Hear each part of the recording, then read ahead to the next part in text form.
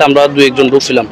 ঢোকার পর দেখতেছি যে কি ওইখানে উনি শোয়ানো, তো ওনার পা বাঁধা, হাত বাঁধা, তারপর মুখ বাঁধা। তখন ওনার বায়োডাটা পাইছিল বা ওনার ডকুমেন্টস পাইছিল, ওনার জন্ম নিবন্ধন পাইছিল আর ওনার সিবি পাইছিল। ওনার সিবি পাওয়ার পর এই পুলিশে ফোন দিয়েছিল। পুলিশে ফোন দেওয়ার পর জানা গেল যে কি ওনার বাসা হচ্ছে আপনার জুয়ারিয়া নালা, ওইরকমই আর কি। আর এই কালকে রাত্রে দুজনেই রুম নিছিল। তো ওই ছোট ছেলে যেটা ছিল হোটেলের নাকি 3টার দিকে দেখছে।